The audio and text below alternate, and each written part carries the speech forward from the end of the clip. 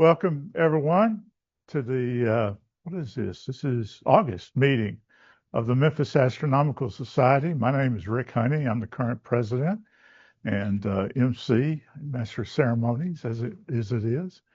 Um, Tonight, we have an excellent presentation for you, a very educational one. So I will try to get through this stuff pretty quickly so that Mr. Jeremy can get on with the good part. We are a haphazard group, just go about willy-nilly doing whatever. And sometimes the slideshow works, but we're official because we have a QR code. So that makes us a real thing. QR code will take you to a web page where you can either sign up for our newsletter or sign up to become a member. Membership in the Memphis Astronomical Society is a mere $25 a year. For that, you get our monthly newsletter, which is a well done publication. Honestly, I'm always impressed with Steve's work on that. Thank you very much. And we access to our private observing site, which is, I'm not going to tell you, it's private until you remember, and then you can find it out. But and there are lots of other good reasons to join. Even if you don't want any of that and you just want to support the outreach work that we do, your $25 membership will help us continue to do that too. So thank you very much. Become a member or just get our newsletter. We don't flood you with emails, even from just a newsletter signature, 3 or 4 a month. We have a calendar on our website. This month we have a number of items coming up. This Wednesday, I'm going to talk about something that we're not planning an event for, but you should all know about it because it's going to be pretty cool. Saturday, August 8th, I'll be at the Whitehaven Library from 11 to 1 supporting some back to school program they've got going on.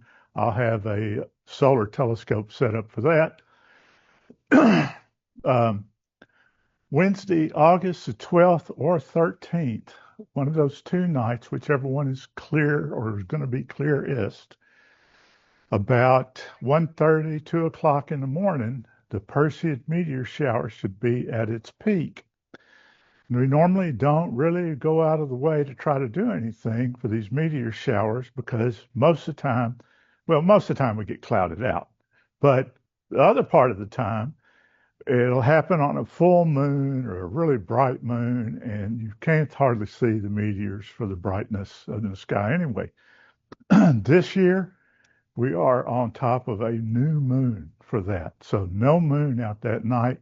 It's not predicted to be a particularly heavy meteor shower. It has been predicted that in the past on a full moon, but it stands a chance of being a decent meteor shower. Now it is from like 2 o'clock in the morning till sun up. So it's up to you, but we're going to go out to our dark sky site. If you're a member, you're welcome to join us out there for observing the meteor shower.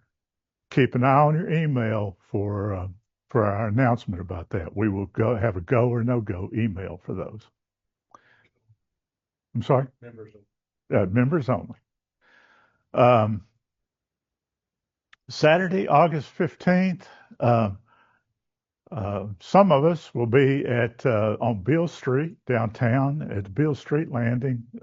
Before the sun goes down, we'll do some solar observing, and then after the sun goes down, we'll look at the moon. Probably if there's a bright planet up, we'll look at that. I haven't even looked yet to see what's going to be available, but we try to do a little bit of outreach there to the general public. It goes well. In fact, we need telescopes, so if you want to participate, let us know. August the 22nd, we have telescope mentoring at Hinton Park in Collierville. We do that. That's the sky pollution is not as bad there as it is downtown, but it's still not quite a really dark sky site. But it's someplace in the middle, and it's a great place to learn how to use your telescope. If you're having troubles with it, Some of us will be out there to help you with that and help you learn your telescope, how to operate it, etc. These are September items down here at the bottom, but um, this year our September meeting equivalent of this is going to be on August the 31st because the first Monday night in September is Labor Day. So we're going to back it up a week and have it August the 31st. And then Saturday, September 5th is our semi-annual Village Creek park event where we go over to Village Creek State Park in Arkansas and have an observing session and a public event. So this coming Wednesday morning at roughly 1:35 a.m. Central Daylight Time, SpaceX, there's going to be a upper rocket section of a SpaceX Falcon 9 rocket. It was the one that's used in January of 25 to deploy a couple of lunar landers on the moon. And they didn't have enough gas to get it back out into a orbit that would just go around the sun and not do anything. It got trapped between Earth and moon gravity, and it's going to loop back around. And on Wednesday morning at 1:35, it's going to crash into the moon. It's about 4 tons of rocket stage. It's going to be going about 5,000 miles per hour. So it will make a noise. It'll now you won't hear it, of course, but it will create there will probably be a flash. And if it weren't for the sun being lit, what I've got marked here, this is the Einstein crater. So it's going to be right at the limb of the moon. And this is the moon, what the moon should look like Wednesday morning. Hopefully you'll see the dust plume. It should kick a plume of dust about 50 kilometers up in the air. That ought to get it up high enough to see it. And you won't see it with the naked eye. You'll need a telescope. You won't necessarily need to get out where it's dark. You can do it from the city. I will be set up in my front yard trying to record it with video. So something which I have done before. If you don't, and with great interest, I've done it before. Ask me about the Lunar Prospector satellite crash in 1999, and I'll tell you about that trip. We drove to Oklahoma to be able to do that and caught nothing, absolutely nothing. Saw nothing, stayed up all night, 2 o'clock in the morning. Me and another guy from Nashville go convoy over there, get everything set up, do all the recording. I got 3 telescopes pointed at it, 3 different magnifications, 3 different video cameras running. If it happened, if there was anything to see, I would have caught it, and there was nothing. And I'm sitting there going, I did something wrong? So I pointed at the wrong crater? What's going on? We pack everything up. We load we're driving back to Memphis, 6-hour drive back to Memphis. I stopped at Marion, not Marion, but a some gas station, truck stop thing, just the other side of West Memphis to fill up with gas. And on the TV in there, they've got a news flash about how they had the Hubble Space Telescope pointed at it too. And it saw nothing, and I felt vindicated. That was the most satisfying nothing event I've ever done. So, all right, welcome some new members. Gareth Turner, welcome. And he's here. I'm sorry. I was going to chime in to say that you should pitch that as you were able to verify the Hubble findings. There you go. There you go. I like that twist. Lon McDermott. All right, welcome. Another show up. So too often people join and then don't show up for the next meeting. Thank you very much. Siri Larson. 3 for 3. All right. James Kennedy. Mitch Cooligan. All right, well, 3 out of 5 is not bad. Very good. Thank y'all for joining and welcome to the Memphis Astronomical Society. All right, so we have a classified ads section in our newsletter, and you'll see that you don't think we do because there's nothing to advertise in it. So it doesn't show up. In fact, Steve, start putting it in there and just put, okay, nothing listed. But we do have it. So if you've got something you want to buy or sell in the local area, astronomy related, we can put it in our newsletter. We also have a place on our Discord channel for that sort of thing. I will be posting some more gear there in the not too distant future. So I have several telescopes I want to sell through there. President's Volunteers. This is a group of volunteers that have agreed in principle to at least respond when we ask for volunteers to help with a public event. The problem we have with those is we'll set up for an event, say Village Creek, we'll have 100 people show up, and we ask people to volunteer to come bring telescopes over, and and won't hear from anybody, and we may have 2, we may have 20. We won't know until we get there, and that's just a little unnerving. So we're really asking for just a response. I'm not asking you to come to all these events. If you're going to volunteer, if you're going to be on this list of people that we will do something for, good things will be in store for the President's Volunteers. We haven't figured out what that is yet, but there will be good things in store. So just sign up. Let us know whether you can make them or not, and then I'll be happy.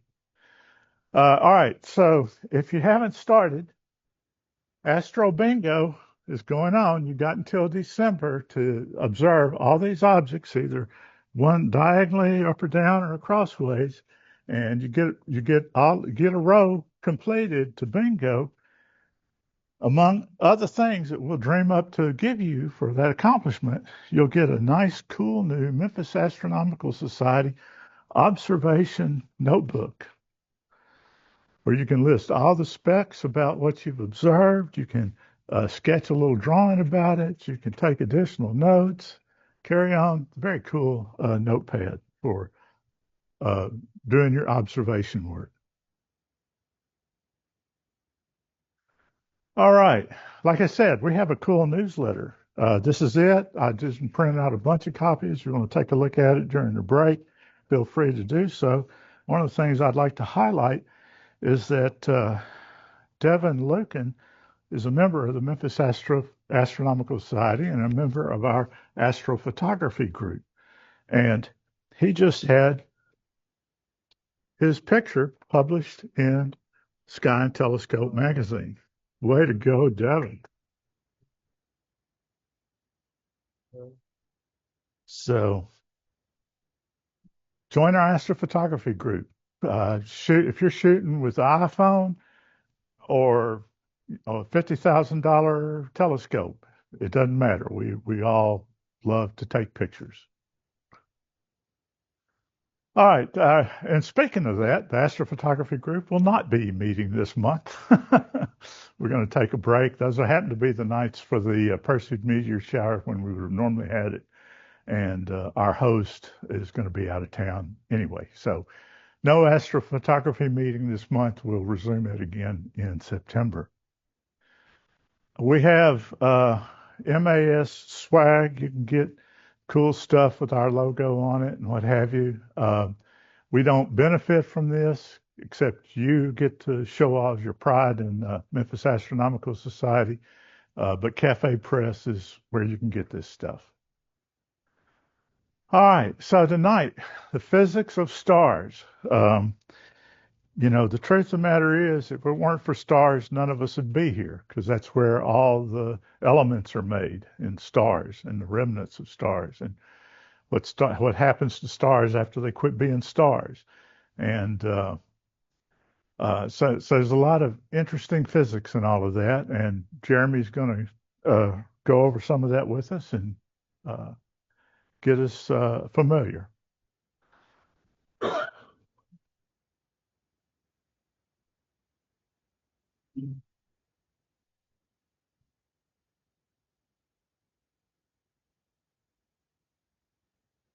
Ow. Hopefully that's the only blunder. I apologize to all the online people. Mic drop. Okay.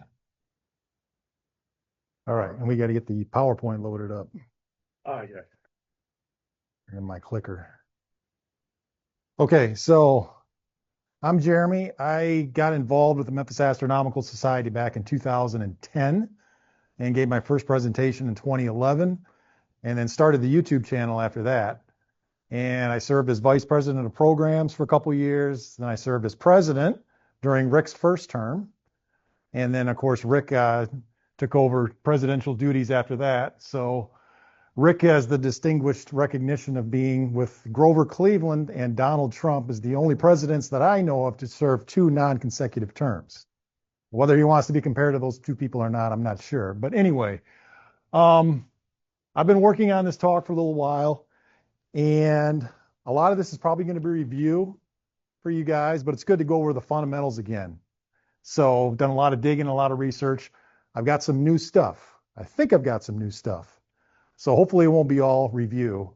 And I think it's a fundamental talk that kind of resets us in terms of our understanding of stars and how they work. Now, in this series, part 1, I'm basically going to cover the observed properties of stars, stellar classification, and synthesis. So I'm going to start off by kind of jumping around a little bit and go through the key pieces of physics that were really developed in the 19th century that help us understand what stars are. What are they? Describe them. How do they work? What are their properties? What are their physical characteristics? Then we'll get into the story of stellar classification. Again, a lot of you are maybe familiar with this, but I got some layers to unfold here. It's a wonderful story that really unfolded from the early 19th century until about the mid 20th century, and really gave us a stellar classification system that's not just a nice way of categorizing things, but descriptive in terms of the physical properties of stars. We'll discuss stellar composition, and the results of this were quite a surprise also. And then at the end, we'll go through the basic tool, the essential tool of the astronomer's toolkit, and that's the Hertzsprung-Russell Diagram. So we'll take all the disconnected facts, we'll put them together in a synthesis that is a diagram that helps us really understand and work from and understand how stars work and how they evolve and what their processes are. So we will have a break along the way. So if you need a bio break, don't worry, I'll probably need one too. Okay, so to get started, we'll talk about the interaction between matter and light. So now matter can transmit light. We experience this every day. We can see matter, or we can see light, which is electromagnetic radiation, and it carries energy. And it can propagate through glass. It can propagate through water. If you ever get an X-ray, there's some property of electromagnetic radiation that can penetrate and transmit through matter. So matter can transmit light. It can also reflect light. You're experiencing it right now. The photons that are coming out of the light in these light fixtures are reflecting off of the matter in this room, and that's why we can see each other in here. It's also why we see the moon and the planets. The light from the sun is reflecting off of the moon and the planets, which don't emit their own light, and that's how we see them. Matter can also gain energy by absorbing light. So if I take a light bulb, I don't have one here today, but if I take a light bulb and I turn it on and I put my hand over that light bulb, my hand is going to start to feel the warmth from that light bulb. And what's happening is photons are being emitted from the filament inside the light bulb as it tries to cool itself, and that energy is being absorbed by my hand. So matter, there's a property of matter that can gain energy by absorbing light. There's also a property of matter that can emit light and lose energy. So there's a property of matter that can lose energy by emitting light. And this is what happens with stars. When stars shine, they're actually losing energy. We're going to go through that process. Now, what is temperature? We got to really define what temperature is and have an understanding of temperature qualitatively. So now temperature from our everyday experience is, how hot or cold something is, but it's kind of arbitrary, right? We're in the summertime, we go outside, it's 100 degrees, we sense a hot day. In the wintertime, we go out and it's 20 degrees Fahrenheit, and that's cold. So that's just basically how our body reacts to the sensation of hot or cold. But really, temperature, in terms of its absolute temperature scale, was developed by William Thomson, Lord Kelvin, in the mid-19th century. So, and what he did is he defined temperature in terms of the internal energy content of a piece of matter. So now for solid, how are solids and gases constructed? So if I take a solid piece of matter and I were to look at it microscopically, get down to the atomic level, what I basically see is kind of a tinker toy lattice structure of atoms and molecules that are structured together and held together by their mutual bonds. So for solids, the temperature of that physical body is linked to the vibrational energy of those atoms and molecules. So the higher the temperature, the higher the internal energy content of that solid piece of matter, you're going to see a higher average vibrational energy for those atoms and molecules that are holding that physical structure together. Now, for gases like the air in this room, temperature is defined in terms of the average kinetic energy of the particles of motion in this room. Gases are not, they're not held together like solids are. It's kind of free-floating atoms and molecules. So the higher the temperature, the faster the particles are moving. So what Thomson did is he linked temperature in terms of its definition to the internal energy of matter. Now you can imagine a scenario where I have a container of molecules that are moving around that have a certain energy to them.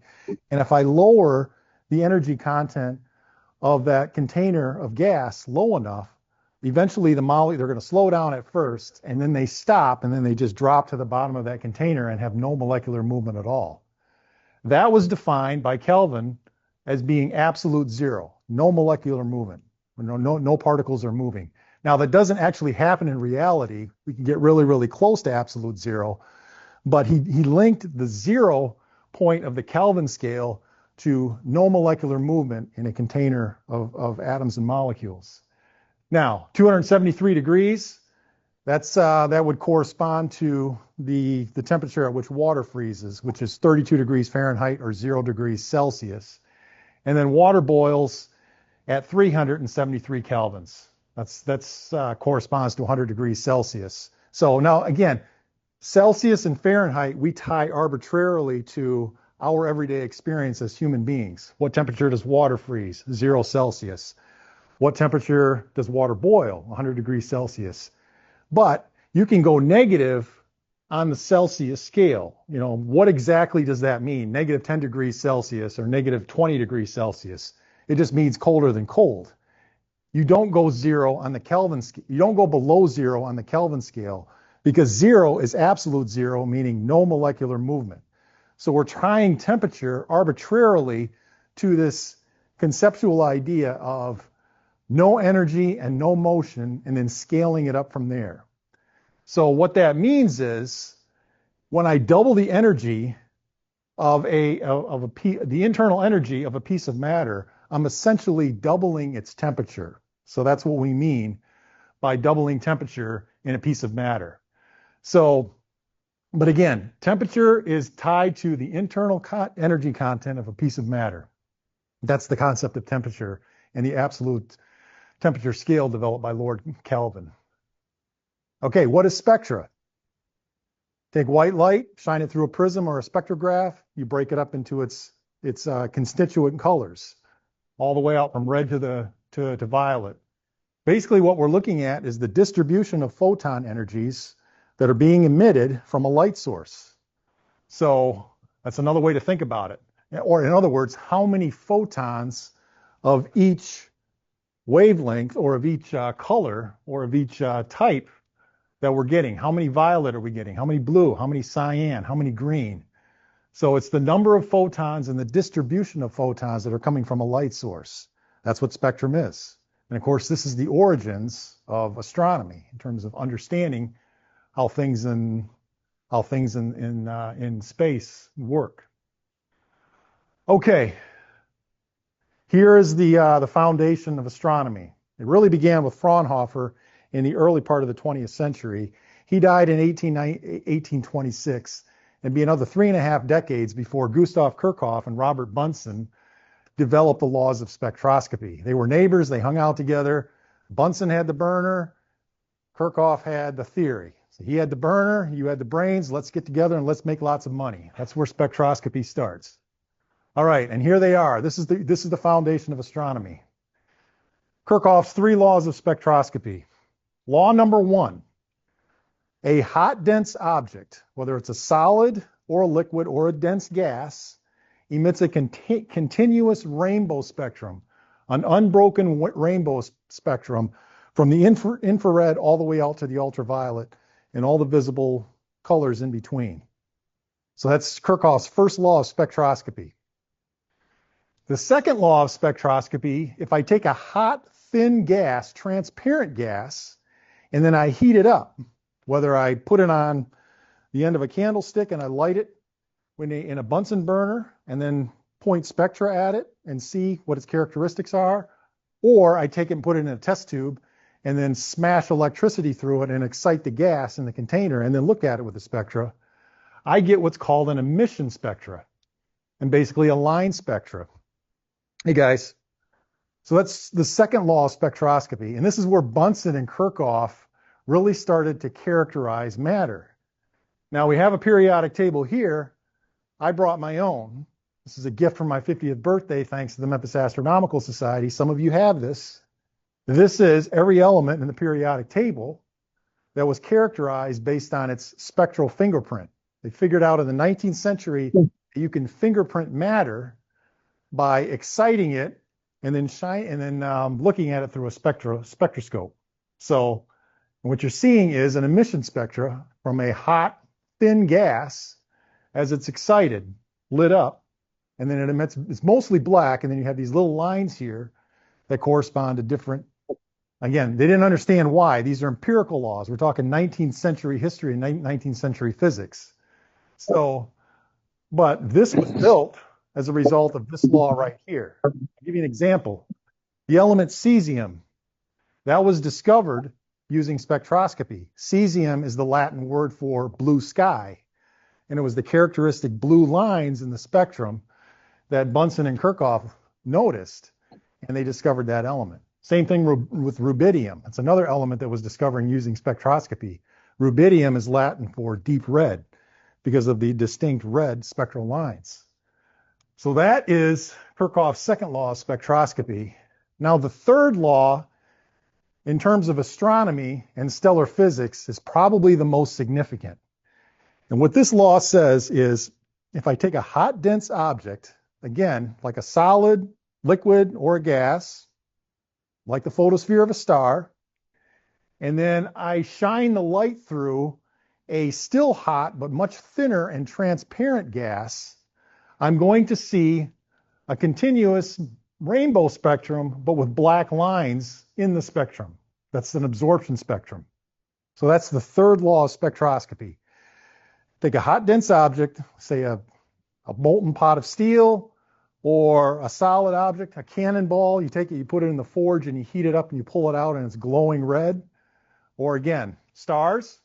And then you view them through a gas, and you're going to see mostly a continuous spectrum with broken lines in that spectrum. That's called an absorption spectrum. So that's what we're going to focus on as we progress forward here. Now, I've got to develop this concept, some of you are in physics, of what a black body is. So a black body, like the name implies, it's an object that is both the perfect absorber and the perfect emitter of electromagnetic radiation. So if I have a black body, all the light that falls on that black body is going to be absorbed by the object, from the infrared through the visible all the way out to the ultraviolet. As the black body absorbs the energy, its internal energy is going to rise. In other words, its temperature is going to go up. So as the temperature goes up and the black body heats up, it's going to be characterized exclusively by that temperature. Then on the flip side, it's also the perfect radiator. So all of the energy that it absorbs, it turns around and emits, again, from the infrared all the way out to the ultraviolet and all the visible light in between. It emits at all wavelengths, and the characteristics of the radiation that the black body emits is characterized by its temperature, including its peak wavelength and the intensity of the radiation. So now, there are no perfect black bodies in nature. For the purposes of tonight, we're going to assume that stars mimic perfect black bodies. But in reality, none of them exist. We can get really, really close in the lab, emissivity of about 0.95. Now, there is one in nature, and that turns out to be the universe itself. So you're looking at a baby picture of the universe taken by the Planck satellite. This is what the universe looked like 379,000 years after the Big Bang. Each one of these little dots here are little anisotropies that are basically the seeds of future galaxy cluster formation. This is a perfect black body in terms of the definition of a black body. We can get close, but we cannot make a black body in the lab that is as perfect as the baby picture of the universe. So, but this is important. Perfect absorber, perfect radiator. It's an object characterized by its temperature. That's the concept of a black body. Okay, there are two components to a black body spectrum. The first one is the Stefan-Boltzmann law, and this was derived empirically by Joseph Stefan in 1879, and then his student Ludwig Boltzmann derived it from first principles a few years later. But basically what the Stefan-Boltzmann law says is that for a black body with temperature T, the energy emitted per unit area of that black body is proportional to its temperature to the fourth power. Now, to develop it further, you have the Stefan-Boltzmann constant. I'm getting into more details here. If you want to get anything out of this slide, this is it. You can ignore everything else if you want to be a lazy student. So you got the Stefan-Boltzmann constant here. To take it a step further, the total power or total energy radiated by that black body is basically the area of that body multiplied by the Stefan-Boltzmann constant, sigma, times temperature to the fourth power. Okay. What this means in words is the hotter the object, the brighter the object in terms of its radiation. So as you heat objects up, the energy output of that object is going to scale like its temperature to the fourth power. So hotter objects are brighter at all wavelengths. That's the Stefan-Boltzmann law. Energy is proportional to temperature to the fourth power per unit area. The second component to a black body spectrum is Wien's law. And this was developed by Wilhelm Karl Werner Otto Fritz Franz Wien, otherwise known as the Apollo Creed of the 19th century physics. He's the master of disaster, the king of sting, the count of Monte Fisto. He's got a million nicknames. But anyway, in words, what this says is that the peak wavelength of the black body spectrum is inversely proportional to its temperature. So what that means is as the temperature in kelvins rises, you're going to see a shift in the black body spectrum to the bluer part of the electromagnetic spectrum. So hotter objects are bluer, cooler objects are redder. Temperature goes up, the intensity of the light increases, Stefan-Boltzmann law, and the wavelength shifts more to the bluer part of the electromagnetic spectrum. So hotter objects are bluer, and we see this in stars. Here's an image taken with a fog filter of the Orion constellation by my buddy Brian Hancock. And you can see here several blue stars, and you can see a red star there, that's Betelgeuse, and then you can see the bloodshot eye of the bull in Taurus, that's Aldebaran. But on stars, color equals temperature. So I can get an immediate qualitative read just by looking at stars naked eye, no telescopes, of whether I'm looking at a hot star or a cooler star. Hotter stars are blue, cooler stars are red, average stars are kind of a yellowish color like our sun. So that's the Wien law. And you can see here the surface temperature as it corresponds to these stars, some of these stars. Okay, so let's put it together. What am I looking at here? That's the sun. So I took this a year ago with my iPhone. I'm not a sophisticated astrophotographer yet. Just an iPhone and a holder with one of my telescopes. And it was a day that there were some significant sunspots. But you're basically looking at the photosphere of our sun. And for the purposes of today's presentation, I'm going to be talking almost exclusively about the photosphere of stars.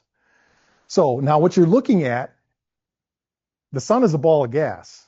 It looks like it has a solid surface, right? It almost looks like it does, but it doesn't. The sun, there's nothing solid on the sun or in stars because they're basically balls of gas. But what you're looking at is as the gas gets denser and denser, it becomes more opaque. So you're looking at that last layer of the star before the star becomes opaque and I can't see into it any further. That's called the photosphere of the star. So that's what we're seeing here with the sun, as well as other stars that we're going to be characterizing. So for the purposes of today's discussion, everything is going to be centered on essentially the photosphere. But I'm looking at a ball of gas. There's nothing solid. Technically, I should be able to fly right through the sun, except for the fact that I would burn up. But when I look at it, I'm seeing what appears to be a solid surface, but all I'm seeing is that last layer of gas before the star becomes opaque. A good analogy is clouds. Today's a good example. If you look at clouds in the sky, when it's partly cloudy, they appear to have a solid surface, but they're just basically puffballs of gas. Most of us have flown through clouds. They're just basically clumps of water vapor. So they're not solid, but when you look at clouds from the ground, there's a certain layer where your eyes can't penetrate any further and they become opaque. So they appear to have a solid surface. That's what the photosphere of a star is. So now we're going to talk about how we classify stars based on their photospheres. So here we go. Why do stars shine? Stars shine because they are hot, not because of nuclear energy. Nuclear energy plays a secondary role. The sun is a mass of incandescent gas, and hot, dense objects, they obey the first of Kirchhoff's laws. They emit a continuous rainbow spectrum, unbroken from the infrared all the way out to the ultraviolet and all the visible spectra in between. They behave to the first order approximation like a black body, an object characterized by a single temperature. And as a result of that, they obey the Stefan-Boltzmann law, meaning that the energy output from that photosphere is going to scale like temperature to the fourth power, and also Wien law. So the hotter the photosphere temperature is, the more the wavelength is going to shift to the blue part of the electromagnetic spectrum. So the color of the photosphere corresponds to the temperature of the gases in the atmosphere of the star. So when I talk about temperature in a star, I'm talking about the temperature of that last layer, the photosphere. So now obviously if you go into the star, the density is going to increase and the temperature is going to increase. When you get to the core of a star, it gets to be millions and billions of degrees. But we're not going to talk about that today. So when you see temperature in this presentation, that's the temperature of the photosphere, that last layer that we see before the star becomes opaque. So that's the photosphere.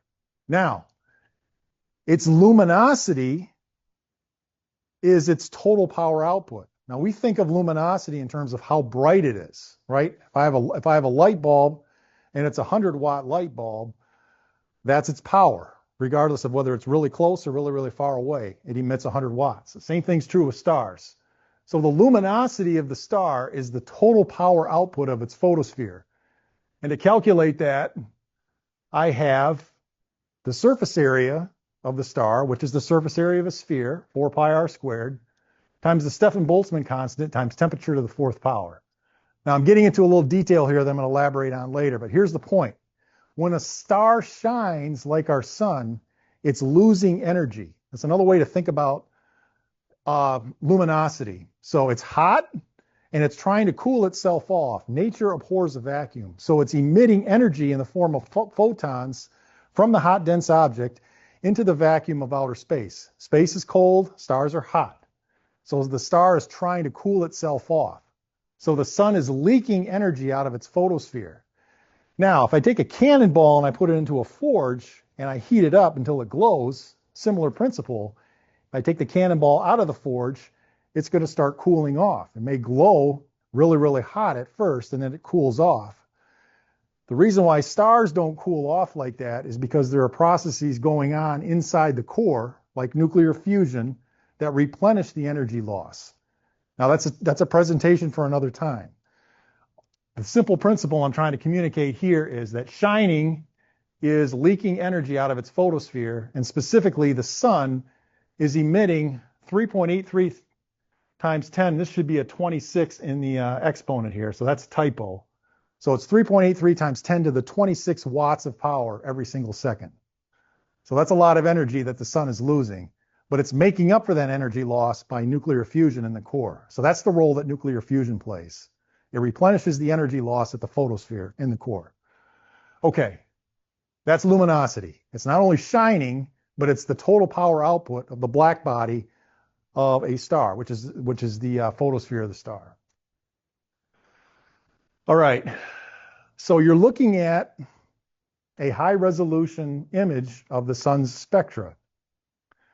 Now, I'm not going to get into the details of the lines. That's another talk for another time.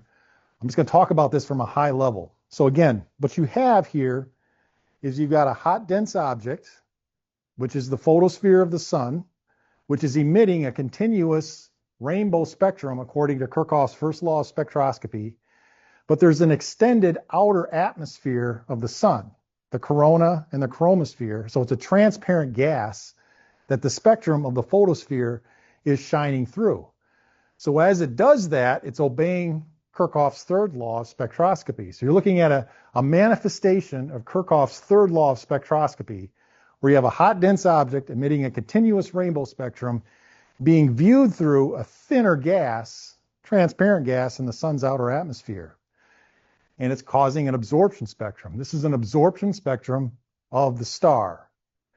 Now, what's really happening here, and I'm kind of jumping ahead, so this is the physics of the 20th century, not the 19th century. So they didn't know this when they were developing all this in the mid-19th century, but again, you got a continuous spectrum, an emission spectrum, an absorption spectrum.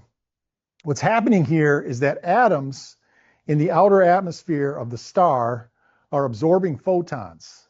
Now, to look at this I'm just looking at the hydrogen atom here. Here's the Balmer series. So you got the energy level, n equals 2, 3, 4, 5, and 6. Most of the photons from the photosphere are streaming through the gas unimpeded.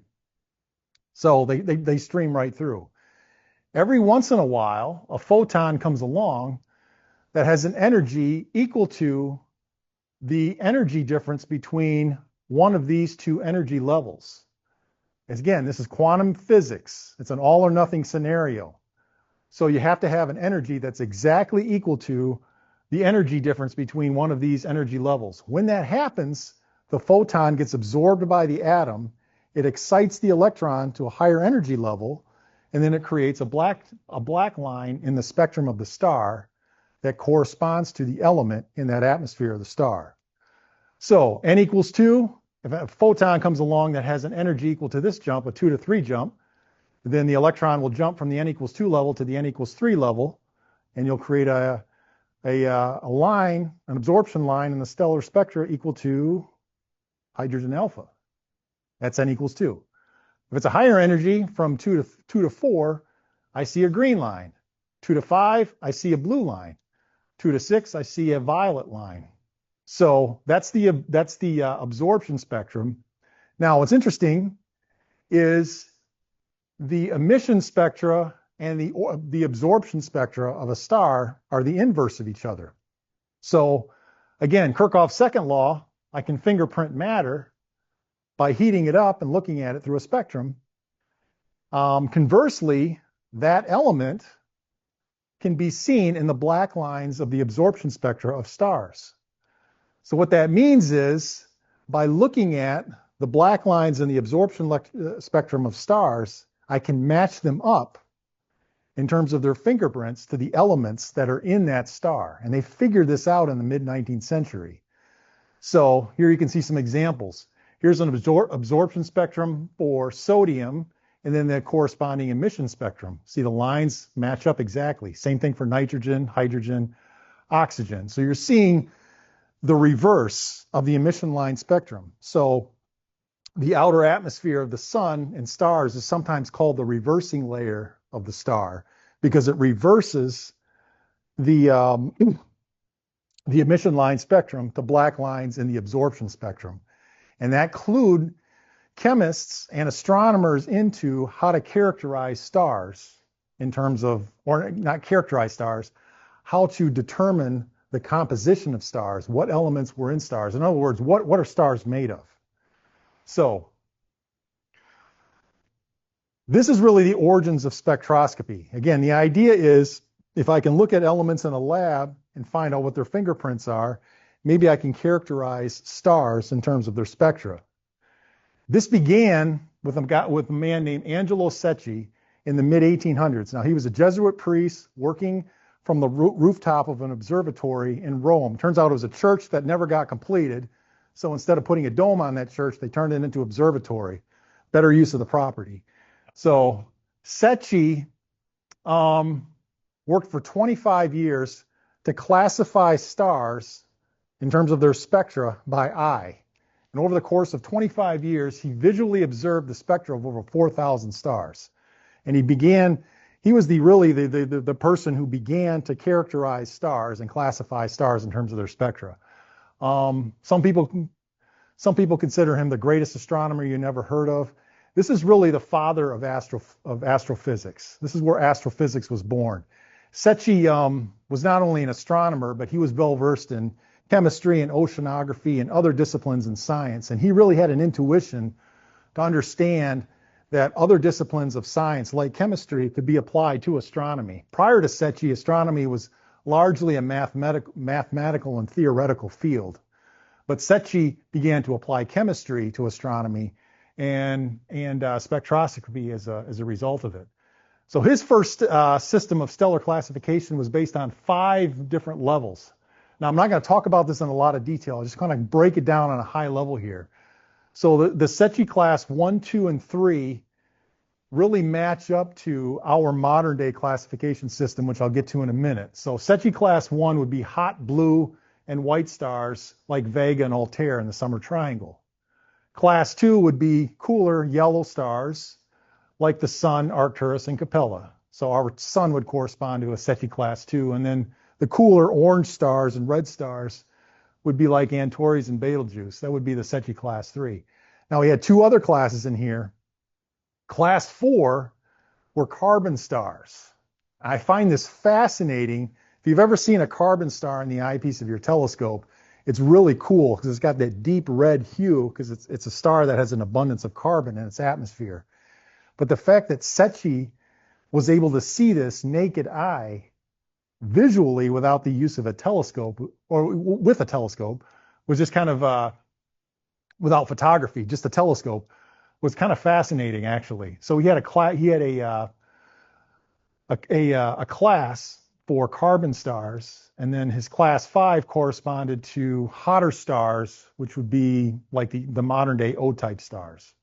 So, but anyway, this is the origins of the classification of stellar spectra. It began with Angelo Secchi. Now, Henry Draper was a physician by trade and kind of an amateur astronomer at night. And he developed a passion for astronomy. He ground his own mirror, 28-inch mirror, and he built his own telescope. And he was the first to begin to apply photography to astronomy. So you're looking at the origins here of astrophotography. Whether it began with Draper or Draper's father. Draper's father was the first one to use photography to take an image of something in the sky. Henry Draper was the first man to take the photograph of a stellar spectrum. In this case, specifically Vega. So, and then for the next 10 years, from 1872 to 1882, he used photography to photograph the spectra of more than 100 stars. So he began the process of gathering stellar spectra on glass plates using photography. So it began with Henry Draper. Now, sadly, he took a trip to the Rocky Mountains to observe a transit of Venus, And on that trip, he contracted a rare lung disease called pleurisy, and he died at a young age, 45. So they say that, a transit of Venus is a once-in-a-lifetime opportunity, but that doesn't have to be a life-ending opportunity. So he died prematurely, and it's kind of a sad story. But 3 years after his death, Edward Pickering began to work on classifying stellar spectra at the Harvard College Observatory. And the widow of Henry Draper, Anna Palma Draper, became fascinated in Edward Pickering's work.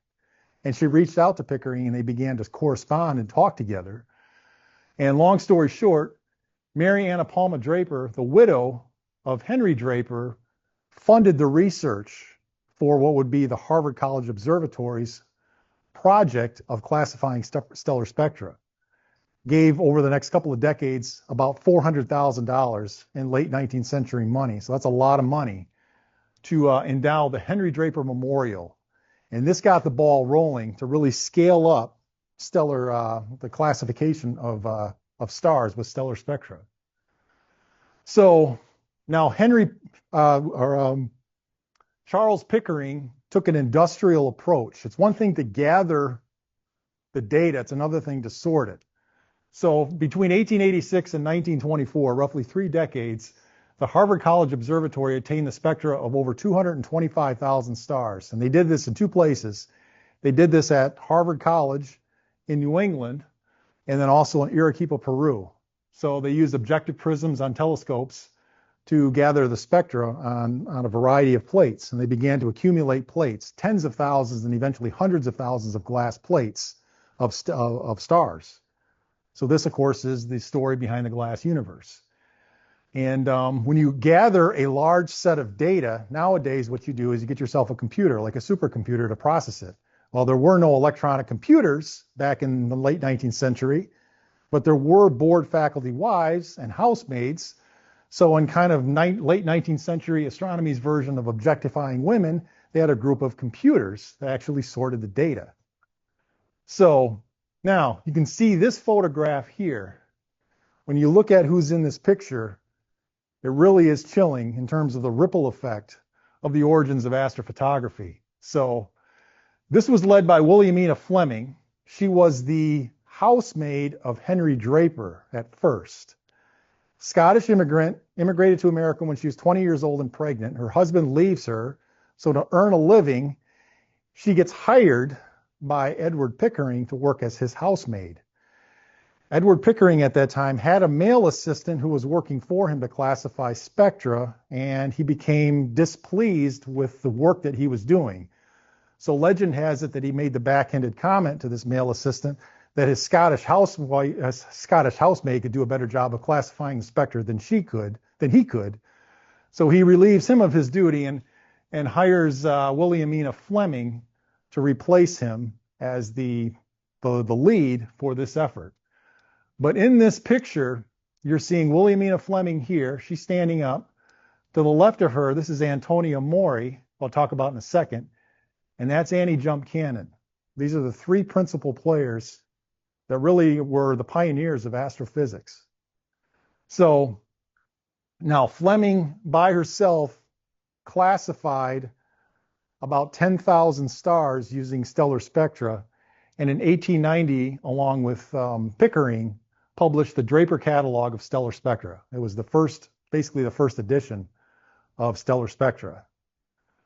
So the Pickering-Fleming system for classifying stars, and this is Williamina Fleming here, again, housemaid of Williamina Fleming, housemaid of Charles Pickering, who became the lead for this Harvard College Observatory classification system. Now, Pickering and Fleming, their system was based on the strength of hydrogen lines, and it was an alphabetical sequence from A to B to C, all the way down, basically from A through O. If you look at the spectra of stars, the absorption spectra, the stars that had the strongest hydrogen lines were classified first. Those were the A-type stars. And then you go to B, and then you go to C, all the way on down until you get to the O-type stars, which were kind of irregular, And then she had a separate category for planetary nebula, and then Q for peculiar, which is other spectra. So basically an alphabetical sequence from A through N in terms of strength of hydrogen lines in the stellar spectra. So that was the first classification system for the Harvard spectral classification system. Now, the problem that they had is the other lines didn't match up. So they ran into a scenario where you might take a spectrum of a star, see strong prominent hydrogen lines, and then maybe you'll see strong calcium lines. And then you may have another spectrum of another star where you'll see strong hydrogen lines and no calcium. Or maybe you'll see strong sodium or weak sodium in other lines. So there was a sequence in terms of hydrogen line strength, but there was no other sequence in terms of the other elements. It was random and just kind of, there was no consistent pattern that emerged. So it was a problem for a while and kind of an indication that they didn't really have the right scheme for classifying spectra. Now, there was another classification scheme that came along at the same time. So that was the Pickering-Fleming system. Antonia Mori was kind of a rebel, and she developed her own classification scheme. Now, I'm going to mention this and tie this in throughout the rest of the presentation, so this is significant. Now, Mori was one of the Harvard computers also, and she was the niece of Henry Draper, and her classification scheme was based not only on the lines, but also the types of lines that were there. So she developed her own classification scheme, and there was a series of 22 Roman numerals, not to be confused with the Secchi system. But she went into more detail in terms of the lines, the characteristics of the lines. So she had a classification scheme, 1 through 22, and then she had 3 or 4 subclasses depending on the line width and strength. So she had some stars where the lines were wide and well-defined. That was class A, subclass A. And then subclass B, there were spectral lines that were hazy and wide. And then she also had some other lines. She also found stars where the lines were narrow and sharply defined. So Mori was looking in more detail, not only on which lines were there, hydrogen or not, but also the characteristics of those lines. Are they wide? Are they fuzzy? Or are they narrow and sharp? So that was her classification scheme. So it was more complex. Presented it to Pickering. Pickering didn't like the classification scheme from Antonio Mori because he thought it was too complex. Again, his mindset was, I need a simple industrial approach to stellar classification because we're going to use this to classify hundreds of thousands of stars. We need astronomers to be able to use this repetitively. So the upshot of this is it was rejected, and it caused conflict between Pickering and Mori for a period of time, which eventually led Antonia Mori to leave the Harvard College Observatory for a period of time. Now, she would return and eventually publish her system in the Spectra of Bright Stars photographed with the 11-inch Draper telescope as part of the Henry Draper Memorial in 1897. But it was cast aside for a period of time in favor of the Fleming-Pickering system, the alphabetical sequence for hydrogen line strength. But without realizing it, she stumbled onto something that would come up later, and we'll discuss later in this talk. And that is characteristics of stars that basically do 2 different types of red stars that can be they're based on the line types. So I'm just going to mention it here and then tie it in later. So the point is, this is significant. I'm going to come back to it. Okay. Annie Jump Cannon. So she was tasked with simplifying and coming up with a better stellar classification scheme. She looked at both the Fleming system and the system by Antonio Mori, and she found a compromise. Now, the other thing that Antonia Mori did is she reversed the Secchi class Orion stars and the Secchi class 1 stars. What that means is she was the first to place the B-type stars ahead of the A-type stars. First in history to do that. So that was a clue to Annie Jump Cannon that maybe temperature was the correct path to follow in terms of classifying stars. So the upshot of it is Annie Jump Cannon looked at the Pickering-Fleming system And she simplified it. She found out that many of the stellar classification classes were redundant and could be discarded. So she took this system of A through O of strength of hydrogen lines, and she distilled it down into 7 classes. That's OBAGFKM. And she published it in 1901. So this is our modern classification system based on temperature. Now, there are a number of mnemonics to remember this. The one that we're most familiar with is Harvard in the early 20th century. Oh, be a fine girl, kiss me. So now, if we're at Berkeley in the 1960s, it would be Oh, by a fine green kilo man. That's another one. And in keeping with the theme of going back to school, oh boy, an F grade kills me. So, but either way, these are the 7 classes of stars based on their spectra, from the hotter O-type stars down to the cooler M-type stars, as simplified by Annie Jump Cannon after analyzing the Pickering-Fleming system and Maury's system and combining them and simplifying them. Now, she went further and added subclasses. So the letters are kind of coarse tuning, and then in each letter class, she added numbers 0 through 9 based on hottest stars to coolest stars. So A0 would be the hottest stars in the A class, A9 would be the coolest stars in that A class, and then so on. So an A9 star, OBAF, would correspond more closely to an F0 star. But anyway, so you had not only the letters, but also the numbers as the subclasses. So 1911 to 1924, Cannon applied this classification scheme to 220,000 stars. By herself, she classified over 225,000 stars over the period of about 40 years at the Harvard College Observatory. By 1913, she was able to classify 200 stars per hour, 3 per minute, or 5,000 per month. She classified more stars than anybody in human history.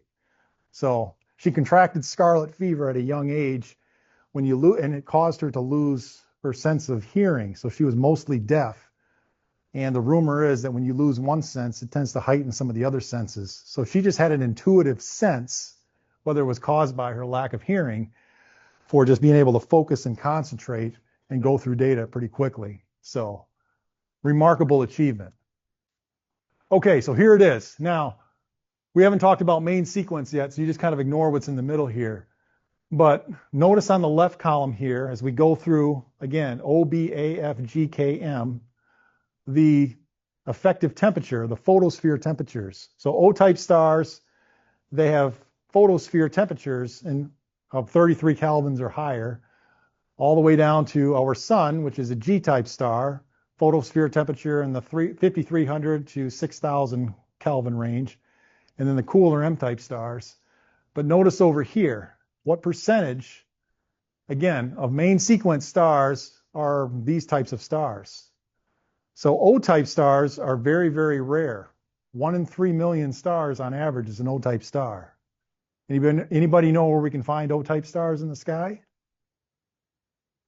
How about the Orion constellation? So you'll never look at the belt of Orion the same way again. 2 of those stars are O-type stars. You're looking at very rare stars. Again, 1 in 3 million on average is an O-type star. And then B also 0.12%. 1/10, about 12% of 1% of stars in the universe are B-type stars. You see one here in the Orion belt, and you see them in the Pleiades. So the next time you see the Pleiades, you'll never see it the same way again. You're seeing B-type stars. If you want to know where A-type stars are, it's in the handle of the Big Dipper, also very rare stars.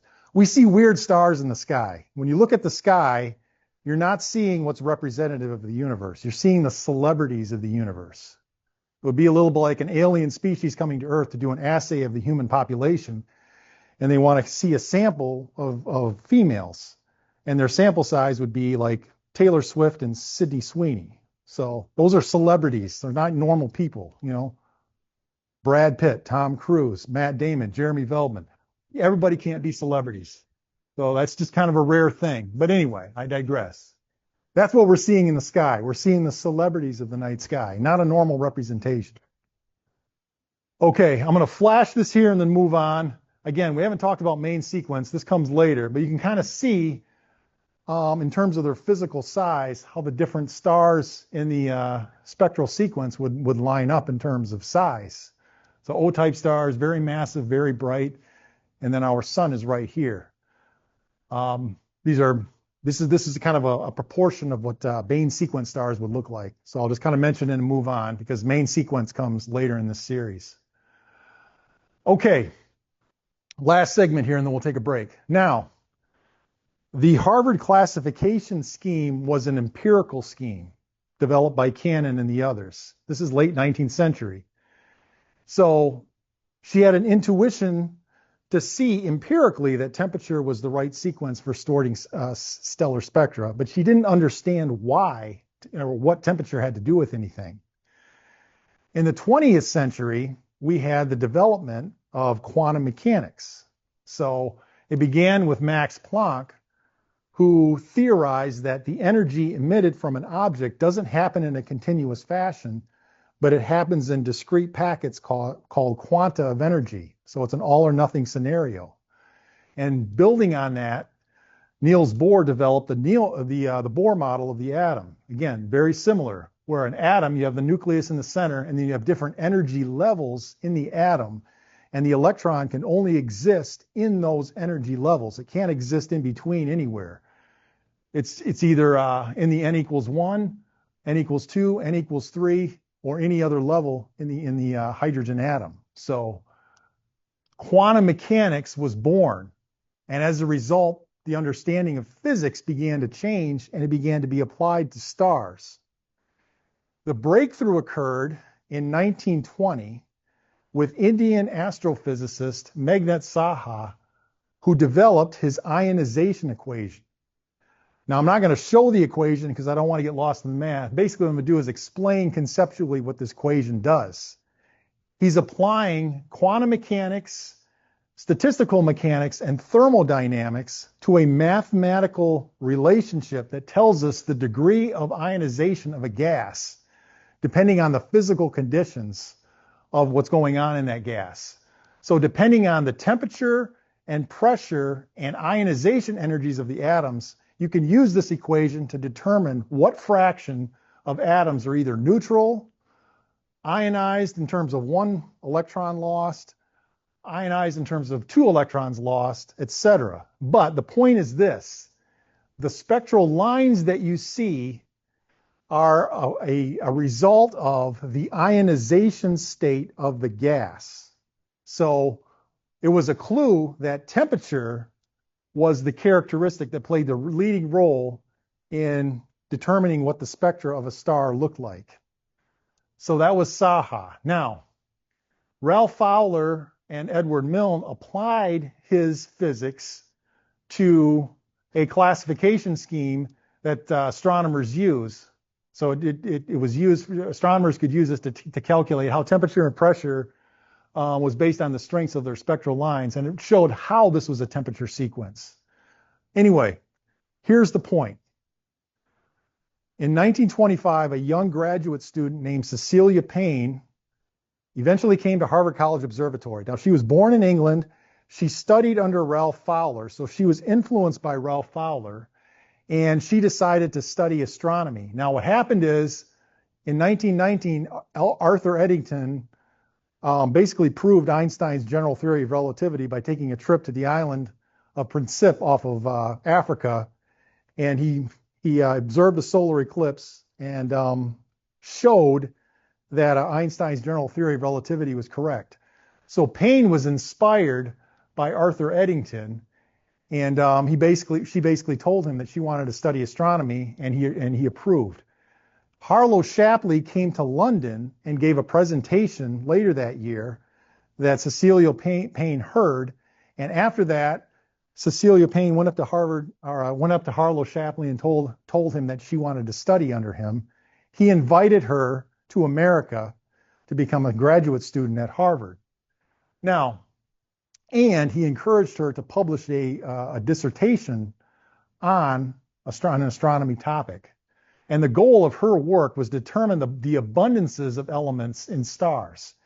She applied Saha's ionization equation along with the work of Ralph Fowler and Milne. And what she discovered was that the variation in the stellar absorption line was due to the differing amounts of ionization at different temperatures, not to the varying amounts of elements. What does that mean? If you look at this page in her, this is the thesis, the dissertation that she wrote on stellar atmospheres, and you can see here a table of some of the different elements that are in the atmospheres of stars. The goal of her work was to determine the abundances of elements in stars. In other words, how much hydrogen is there, how much helium is there, how much aluminum, how much calcium, et cetera, et cetera. And the results of her work were quite a surprise, because what she discovered was that hydrogen is 1,000,000 times more abundant than any of the other elements in stars. In other words, stars are made mostly of hydrogen.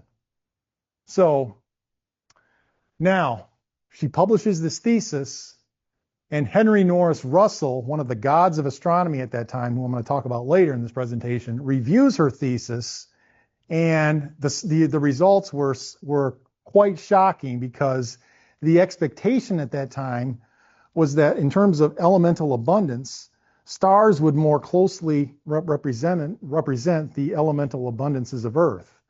In other words, take the Earth, scale it up to the size of the sun, and you would have the sun. So in terms of relative abundances of all these different elements, not only oxygen, hydrogen, helium, calcium, silicon, whatever, it was basically stars are made of the same proportion of elements as planets like Earth. Payne's results in her thesis were, yes, that's correct, except for hydrogen. Hydrogen is 1,000,000 times more abundant than any of the other elements. In other words, stars are mostly hydrogen and helium, and about 2% of the stars are everything else.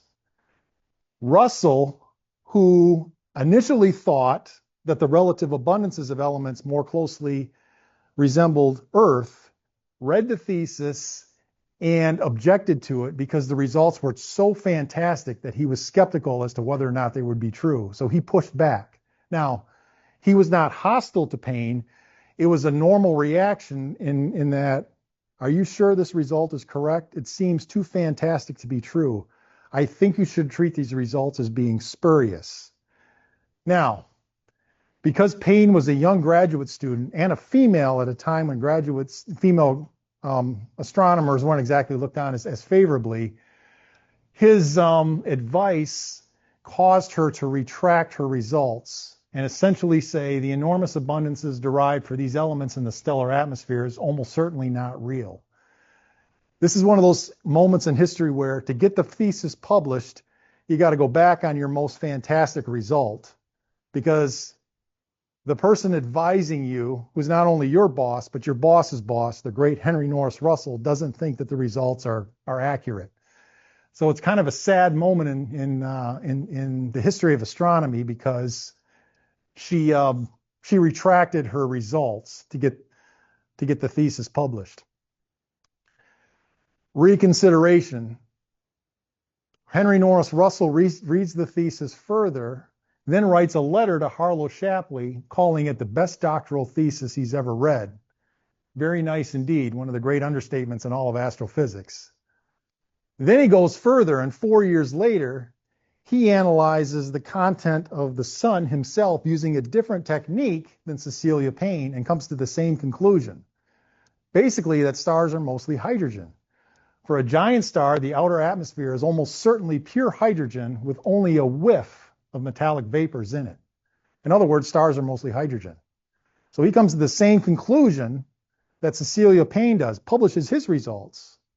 Now, he cited Payne in his work, but initially Russell got the credit for more than a decade before eventually history got it right, and Cecilia Payne was initially credited with the first discovery. But quite a moment in history. This is where the world changes. Stars are mostly hydrogen and helium. The universe is mostly hydrogen and helium. Anything heavier than hydrogen or helium is a very, very small percentage. Otto Struve, the great astronomer, director of the Yerkes Observatory, calls it the greatest doctoral thesis ever written in astronomy. So now, here's where I'll end this segment. before we take a break. What this means is that when we analyze the spectra of stars, again, they thought in the 19th century that they were chasing composition. If I can take line spectra and I know what elements are there based on the emission spectra of stars, maybe the emission spectra of elements, maybe I can do the same thing for stars. Maybe I can look at stars and find out if I see a lot of calcium in the spectrum of stars, that's basically a calcium star or a sodium star or an oxygen star or whatever. The results of Cecilia Payne's work is that the physical conditions, not the varying abundances of elements, are what determine the line strengths of the spectra.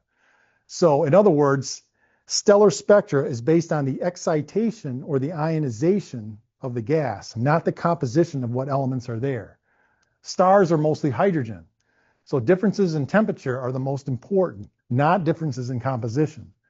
Spectra is not about composition, it's about excitation. That's the result of Cecilia Payne's work. So when I look at the spectra of stars, A-type stars, I see strong hydrogen lines, right? And they fade out as I go from B to O-type stars, and they're virtually non-existent hydrogen lines. Conversely, same thing. For a G-type star, I don't see strong hydrogen lines like I do in A-type stars. Why is that? It's kind of a Goldilocks situation. So O-type stars are really, really hot. So the photosphere temperature is ionizing the hydrogen gas in the outer atmosphere. What happens when the gas is ionized? The temperature, the photosphere or the photon energies are stripping the hydrogen atoms of their electrons. So most of the electrons don't have, or most of the hydrogen atoms don't have their electrons. So you got protons, naked protons without electrons. So if you have a hydrogen atom that doesn't have an electron, you can't make an absorption line. So O-type stars are too hot for strong hydrogen lines. G-type stars are too cool, stars like our sun. So there is the temperature that's hitting the atoms of hydrogen in the outer atmosphere don't have enough energy to excite those electrons to the next energy level, so you don't see strong hydrogen lines. But here's the point. For different types of stars, you have different sweet spots in terms of what elements are there. So in A-type stars, the conditions are just right for hydrogen ionization. That's why I see strong hydrogen lines in A-type stars. In O-type stars, they're too hot for strong hydrogen lines, but the conditions are just right for ionized helium. For our sun, our sweet spot is iron and calcium. And then for cooler stars like M-type stars, we see molecules beginning to form, titanium oxide. So again, different elements have different sweet spots. O-type stars, hydrogen peaks, because the temperature conditions are ideal for hydrogen ionization. G-type stars, iron and ionized iron and ionized calcium are the sweet spots. For O-type stars, ionized helium. Cool stars, like M-type stars, titanium oxide. But again, what spectral lines you see in the spectra of a star, they don't correspond to composition. They correspond to the temperature and the excitation of the gas. That's the point here. Two new spectral classes were discovered in the late 1999. These are the L and T dwarfs. I'm just going to mention these briefly. This is where the line between star and planet kind of gets blurred here. So L dwarfs, those are kind of your brown dwarfs. That's the lower end of the stellar spectrum, where these are almost too cool to be bona fide stars. And then T dwarfs, these are objects that have spectra more like the planet Jupiter, where you see strong methane bands. And these could be like failed stars or free-floating planets, solar systems that ejected planets earlier in their formation. You got a sea of rogue planets in our galaxy. Okay, so I'm just going to flash this up here. And with that, we will take a break. Again, I'm showing the spectral classification and then the absorption lines that are prominent based on the ionization and the physical conditions of the gas. In the second part of this presentation, we'll talk about the synthesis, how we put it all together into the Hertzsprung-Russell diagram. On that, we'll take a break.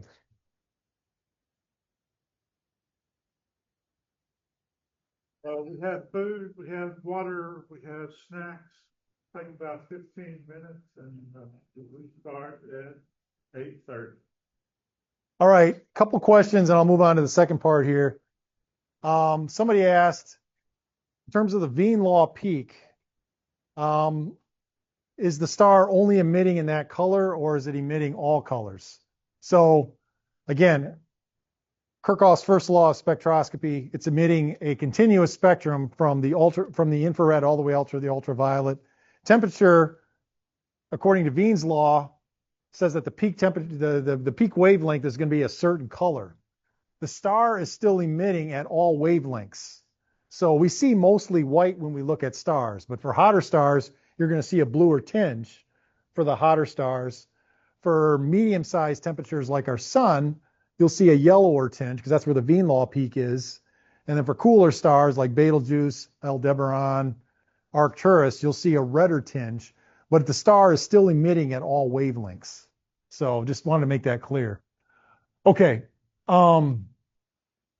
let's move on. So we're going to talk now. We're going to build this out. Most of you have heard of the Hertzsprung-Russell diagram. To kind of build this out and tell this story, we're going to start with the observed properties of stars. Again, we're kind of engaged in this process of, okay, what are stars? What do they look like? What are their, describe them. What are their physical characteristics? So we can observe and measure the physical properties of stars, and we come up with a range of each of these characteristics. Again, I'm just looking at the measured and observed properties of stars. So we can measure a star's luminosity, how intrinsically bright a star is, if I know its distance. If I know the distance of the star using parallax, and I know its apparent brightness using photometry, I can measure its luminosity, or how intrinsically bright the star is. And notice the range of stellar luminosities. If you go out and you measure the luminosity for a handful of stars, like several thousand, you'll see a range that of luminosities that's anywhere from 10 to the minus 4. In other words, 4 orders of magnitude less luminous than our sun, to stars that are 1,000,000 times more luminous than our sun. So this is a wide range of stellar luminosities, about 10 billion, from the dimmest, faintest, least luminous stars to the brightest and most luminous stars. So our sun is kind of somewhere in the middle here. So 10 to the minus 4 on the low end to 10 to the 6, or 1,000,000 times more luminous than our sun on the high end. So in terms of stellar luminosities, I have a very big range. Now, stellar radii, again, there are techniques that I'm not going to cover in here for how you measure the radius of a star. But you can measure the radius of a star by looking at it.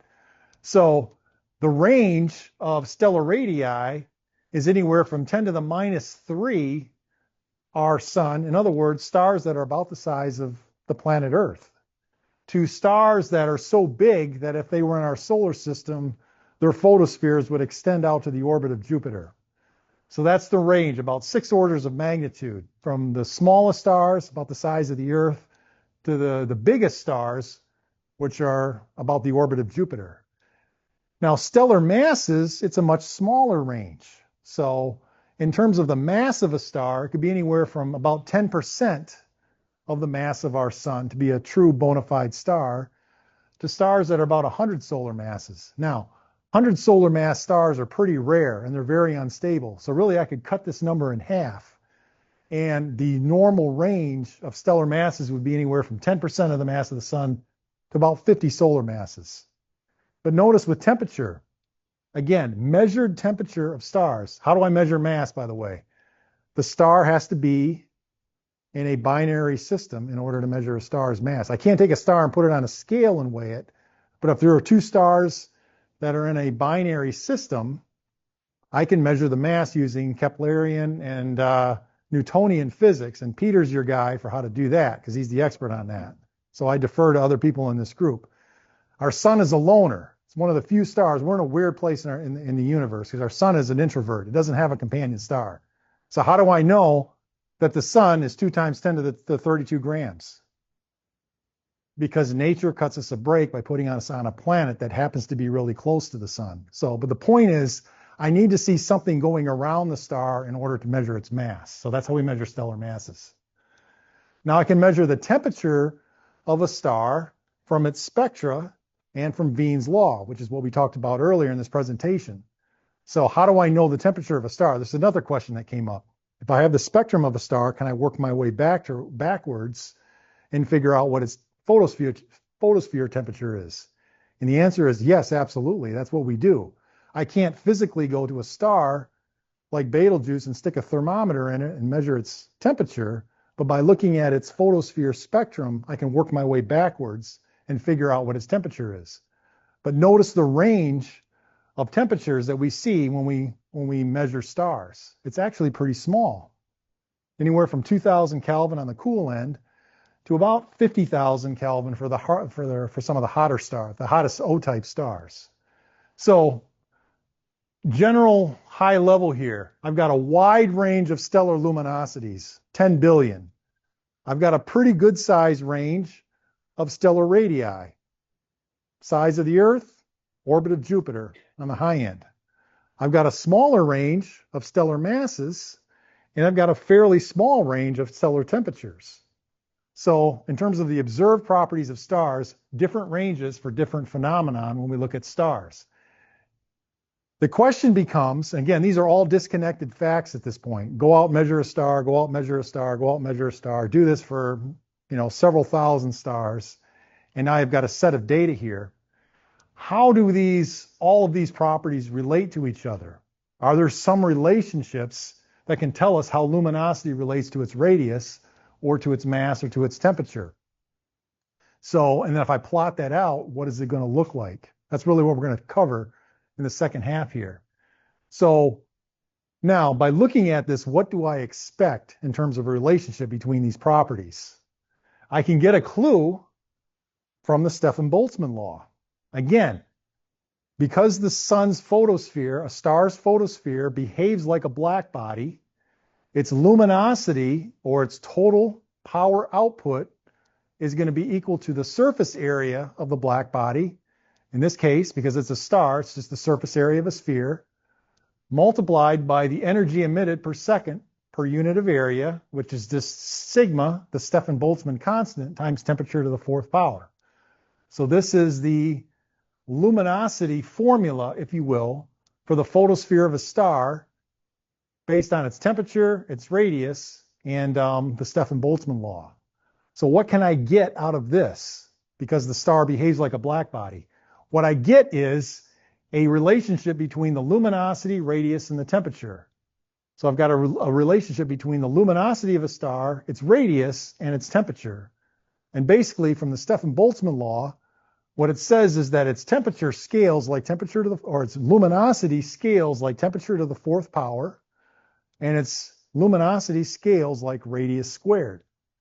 So in words, what that says is a star's luminosity, or total power output, is proportional to the radius of its photosphere squared and the effective temperature of its photosphere to the fourth power.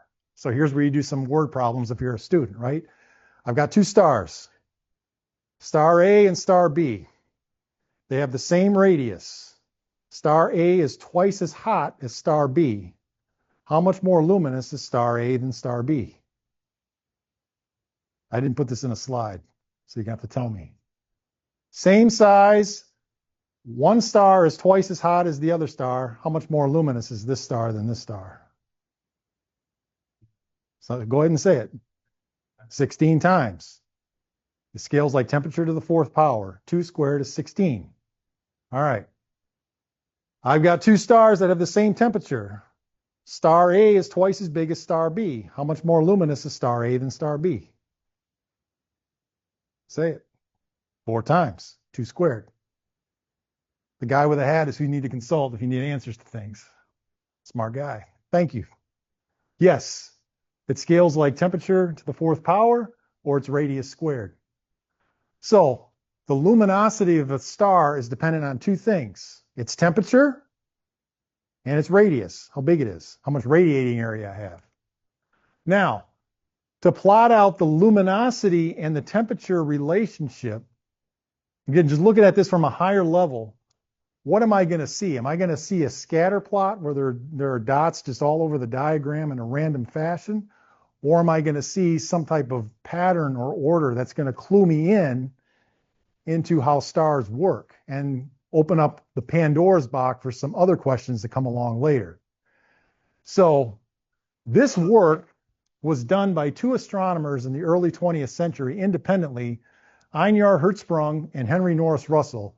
Now, Hertzsprung was a Danish astronomer who was working, who developed this plot in 1911, and Henry Norris Russell was an American astronomer at Princeton, and they worked on this independently. And then they met at a conference in Bonn, Germany in 1913, began to correspond with each other, and realized that they were both working on the same thing at the same time, independently. And that's how the Hertzsprung-Russell diagram was born. Here is the first Hertzsprung-Russell diagram in history, and this was published by Einar Hertzsprung in 1911. Now, I'm not going to talk in detail about this because it's not as intuitive, but I just want to mention here different techniques. So what Hertzsprung did is he looked at clusters, the Hyades and the Pleiades clusters, and he didn't need to know the distance to those stars, because if you're looking at a cluster of stars, you can assume that all the stars in that cluster are roughly the same distance from Earth. So in terms of the physical properties of those stars, you can just work your way backwards from the apparent magnitude. In other words, without knowing the distance to those stars, you can assume that their apparent magnitudes correspond to their luminosities. So that was Hertzsprung's technique. Now, Russell used a different technique. What he did is he measured stars independently where he knew the distance to those stars using parallax techniques. So this is the first Hertzsprung diagram ever published in history, and that's why Hertzsprung gets the initial credit. This is the Russell diagram that was published in 1913. He revealed it at a joint meeting of the American Astronomical Society, and then it was published in Nature magazine a few months later in 1914. And you can see here, for years it was called the Russell diagram in America. And again, what they're doing is they're looking at a star in terms of its temperature and its luminosity, and then they're plotting it here. So look at a star, temperature, luminosity, plot it on the diagram. Look at a star, plot it on the diagram. You just do this over and over again, all right? What emerges here? So this is the Russell diagram. And what he did, because he's looking at stars, is another way to express luminosity is in terms of its absolute magnitude. So what absolute magnitude means in astronomy is if I look at all stars in the universe from one set distance, how bright do they appear? And that distance is 10 parsecs, I believe. Somebody fact check me on that. Take all the stars in the universe, put them at a distance of 10 parsecs, how bright would they appear? That's linked to its luminosity, or its intrinsic power output, its intrinsic brightness. So that's absolute magnitude. So the point being, absolute magnitude is another way to express luminosity, how intrinsically bright a star is. So that's what Russell was doing. And he had data that was collected from the Harvard College Observatory's work and other work at that time, where he knew reliable distances to stars, and he knew their luminosities, so he could plot them out. But notice here that a pattern is starting to emerge on this diagram. So this is the absolute magnitude, and then this is the spectral type. Now, he didn't have O-type stars at that time, and then there was another defunct class, N-type stars, which have since been discontinued, but you had the B, A, F, G, K, and M spectral type right here. But notice here, the majority of stars fall along this diagonal band that we call the main sequence. And then there are stars that are beginning to form in other areas too, including one down here. This is really strange. Here's a star that's of type A, so it's a very, very hot star, but very, very low in terms of luminosity.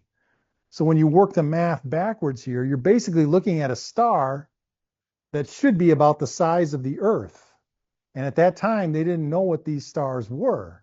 So Russell was skeptical as to whether or not they existed at all. And you can see here in an excerpt to the Royal Astronomical Observatory in 1913, it is immediately conspicuous that one corner of the diagram is vacant, except for one star whose spectrum is very doubtful. There do not seem to be any faint white stars. Does anybody have any idea what type of star this is? Remember Wilhelmina Fleming's spectral classification, her Q, peculiar spectrum? She coined another term for star, white dwarf. So without realizing it, Russell had discovered and plotted not discovered, but he had plotted a white dwarf in the HR diagram. Now here's where the story gets a little interesting. Okay, so if I look at the K and M type stars on the diagram, they fall into two different categories or two different loci. And here again is where the world changes. At the conference, he's giving credit to Hertzsprung for this discovery.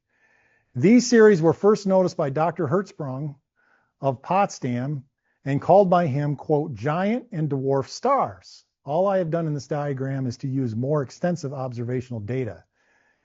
A little historical context. At this time, early 20th century, it wasn't completely known what the physical size difference of stars were.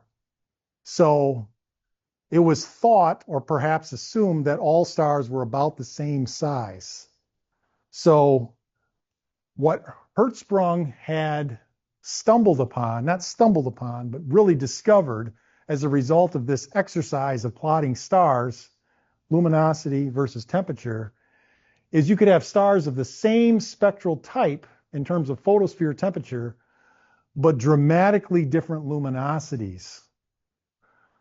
He published a paper in 1905 called Radiation from Stars. This is before he began his work on the Hertzsprung-Russell diagram. And here's where history starts to unfold a little bit.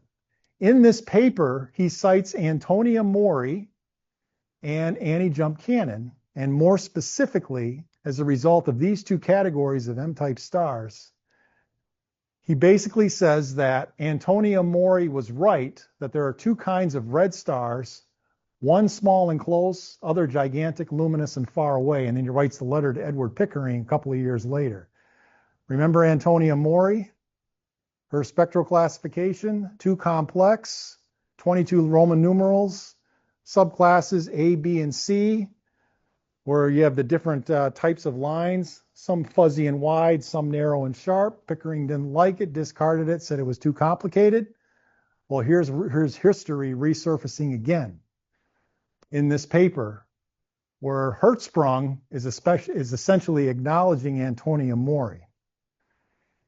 In developing his diagram, Hertzsprung noted that stars described with narrow lines have smaller proper motions than stars of the same spectrotype that have different lines.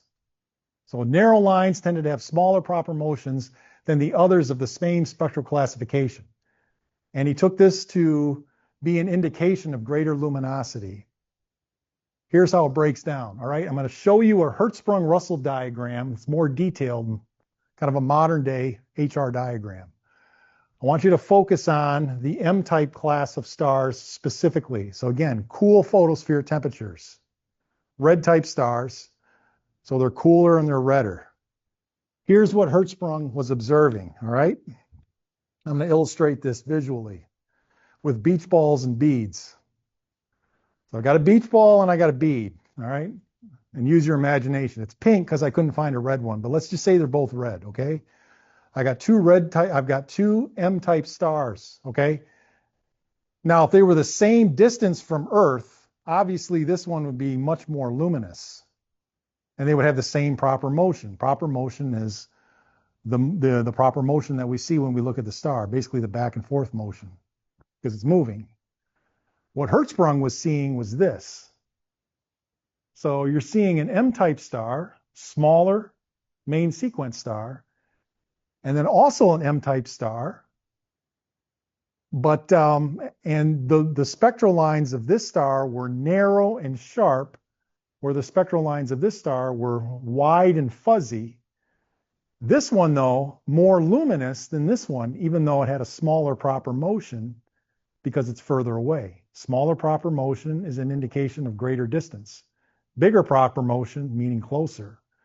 So he's seeing two different types of stars, physically different types of stars, even though they had the same spectral type. They're both M-type stars, cool photospheres, Wienlaw peak in the red part of the spectrum, smaller proper motion, much more distance, bigger proper motion, closer, but this star is much more luminous. The reason is because it's a physically larger star.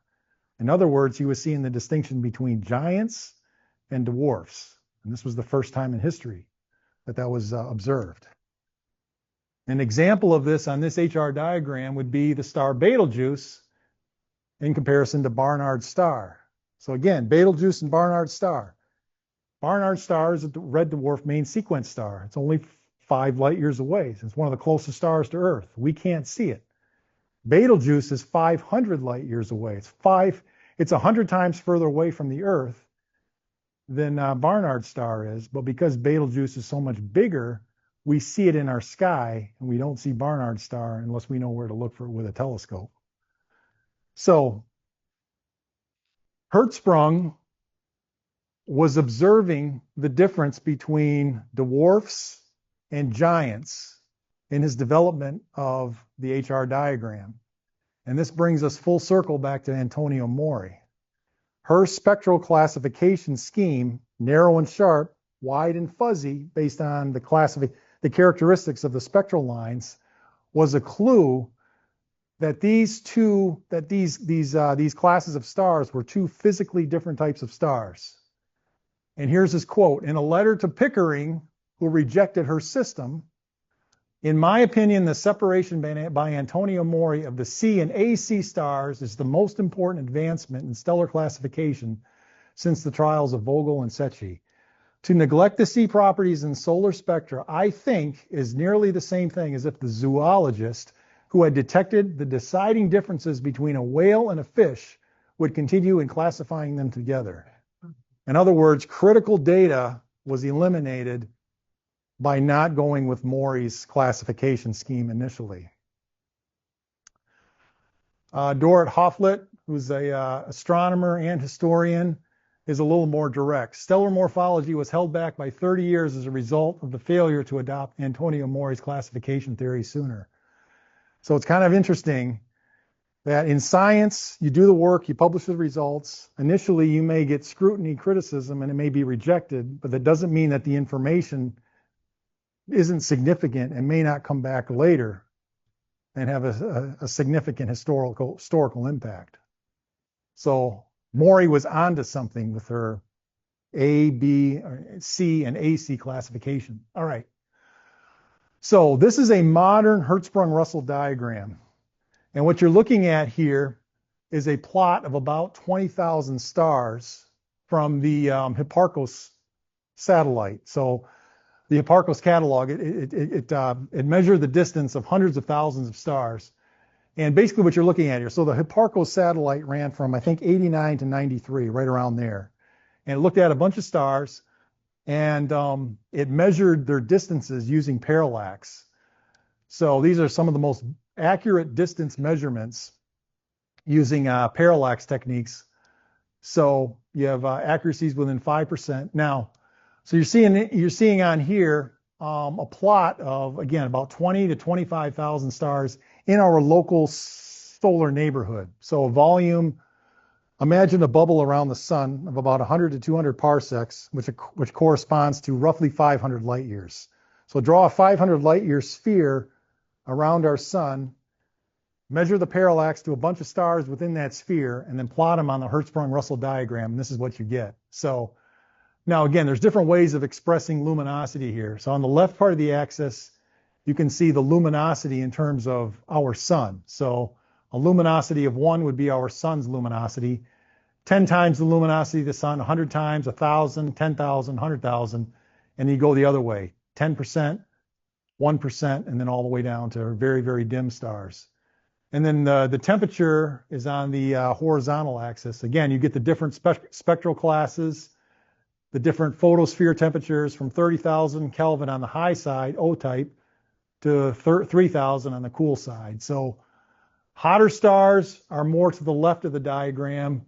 Cooler stars are more to the right. Everything is bass-backward in astronomy. It's just the way it is. So more luminous, less luminous, hotter, and then cooler. So you can express lumina, or you can express temperature in terms of the spectral class from the anti-jump cannon spectral classification, or the temperature of the photosphere, or you can do it in terms of color. I'll just mention it here. I'm not going to get into details. And you can measure luminosity in terms of L sun, how many more times luminous than the sun it is, and then also the absolute magnitude. But notice the pattern that's emerging here. Do we see a scatter plot, or do we see a specific pattern emerging here? We're seeing stars cluster into different loci on the diagram here. Most of them are along this diagonal band, which is the main sequence. And then you got another cluster of stars here. These are the giants. And then you got another cluster of stars down here. These are the dwarfs, the white dwarfs. Now, you don't see a lot of supergiants on this diagram because there aren't a whole lot of them in the local solar volume. They're very rare stars, but you see a few of them here. So this is the most accurate Hertzsprung-Russell diagram that we have built to date. Again, local solar volume, 500 light year bubble around the sun. 85% of the stars fall on the main sequence. And then you get a few very rare supergiants up here, a cluster of giant stars here, and then a cluster of white dwarfs down here. So now we're seeing the patterns start to emerge in the Hertzsprung-Russell diagram. Now you see Roman numerals here, 5, 4, 3, 2, 1. This is kind of the last piece of the puzzle, if you will, the luminosity classes. I'm going to explain what this is now. And this is a kind of a complete picture of stellar classification. So in 1943, these three astronomers developed what's called the MKK system. So William Wilson Morgan, Philip Childs Keenan, University of Chicago, and then Edith Marie Kellman. They were doing work at the Yerkes Observatory at that time. Now, it's been simplified to the MK system. So once again, the woman gets the shaft. But really, all three should be acknowledged because Kellman did a lot of work also on assembling the atlas of stellar spectra. So they published an atlas and different luminosity classes based on the temperature, pressure, and surface gravity of the photosphere of the star. And here they are right here. So you can break down the HR diagram into different luminosity classes depending on the physical characteristics of the star. So now they've added this one recently, luminosity class 0. These are the hypergiants. These are really rare stars. So these would be like trying to find 7-foot 6-inch people in Memphis. Pretty rare. But then you have bright supergiants, luminosity class 1A. You got just regular supergiants, luminosity class 1B. Bright giants, luminosity class 2. Luminosity class 3 would be your regular giants. Then the subgiants is luminosity class 4. And then luminosity class 5 are the main sequence stars, dwarf stars like our sun. So our sun is a dwarf star. All main sequence stars are categorized as dwarf stars, technically. And then you got subdwarfs and white dwarfs. Okay, so what does this mean? It's one thing to talk about it. Different luminosity classes, spectral line width, and sharpness. What exactly does that all mean? I'm going to break it down here physically what you're looking at. So again, imagine two stars, a giant star and a dwarf star. It turns out that the absorption lines that you see in a star's spectra are pressure sensitive depending on the physical conditions of the star's atmosphere, right? Take a dwarf star, for example, like our sun. You've got a smaller star and a higher surface gravity because, again, gravity is a 1/r² force. So you've got more matter packed into a smaller volume, you got a higher surface gravity, and you've got a higher pressure. So when you're looking at the absorption lines in the spectra of that star, take a hydrogen atom, for example, okay? Hydrogen atom, you've got a proton, you've got an electron. So the width of those lines is going to depend on the magnetic fields in that atom. In a high pressure atmosphere, like a dwarf star, the hydrogen lines are not only going to feel the magnetic attraction from their own atoms, but from adjacent hydrogen atoms in that atmosphere. So what that does is it causes the lines to spread out and fuzz out. So you get a phenomenon called pressure broadening in higher pressure atmospheres. Now, on the other side of the coin, you've got giant stars. As a star expands and cools and becomes a giant or a supergiant, its density drops. And the density of the outer layer of the star, the photosphere, in some cases can very closely mimic the vacuum of outer space.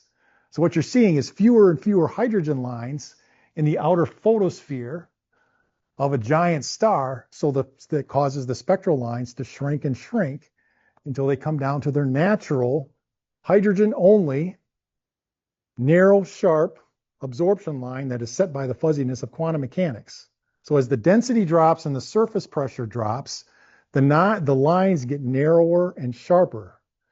And this again is what Antonia Mori was seeing with her C classification. What she was seeing is a physically larger star, less dense photosphere that had narrow, sharp lines because fewer hydrogen atoms, as opposed to a high pressure dwarf star, which had a higher density, higher surface gravity causing pressure broadening. So that's physically what's happening in these different luminosity classes. And here you can see an example of that. Again, I'm showing a spectra here of several different type stars. They're all of the same spectral class. These are A-type stars in terms of photosphere temperature, but you can see how the lines progress as we go through the different luminosity classes. Luminosity class 5, which is a main sequence star, the lines are wider and fuzzier. Subgiant, giant, supergiant, bright supergiant, the lines are getting narrower and sharper. And this is what Antonia Mori had stumbled upon back in the late 19th century with her overthinking its stellar classification that was discarded. William Wilson Morgan, for me, the single greatest mind that has ever engaged itself in the field of morphology of stellar spectra, Antonia Mori. So we see her story kind of the thread being rippling through history here as our stellar classification system is developed. Okay, so what does that mean? The sun is a G25 star. What does that mean? It's a G-type star, which means it's kind of a yellowish white star. 2, again, the subtemperature in the Cannon system, 0 to 9. So I mean, it's a photosphere temperature, about 5,700 Kelvin. 5 is a main sequence star. Or more specifically, I've got a yellow type star, photosphere temperature of about 5,700 Kelvin, dwarf star, high pressure atmosphere, broad, fuzzy spectral lines. So we now have a classification scheme that is not only just a simple taxonomy, but actually preserves some of the physical characteristics of the star. And this is how astronomers can work their way backwards when they're looking at distant stars. If they can analyze their spectra, they can intuit what type of star they're looking at. Am I looking at a high pressure atmosphere, which is a dwarf type star? Or am I looking at a giant extended atmosphere, like a supergiant or a giant star? So luminosity classes provide the tool that astronomers can use to observe distant stars and determine their physical characteristics of what type of star they're looking at. Small, dense, compact, big, extended, big, puffy stars, big, extended atmospheres. And here you can see a table of some familiar stars that we look at. Again, Betelgeuse and Barnard star, both M-class stars.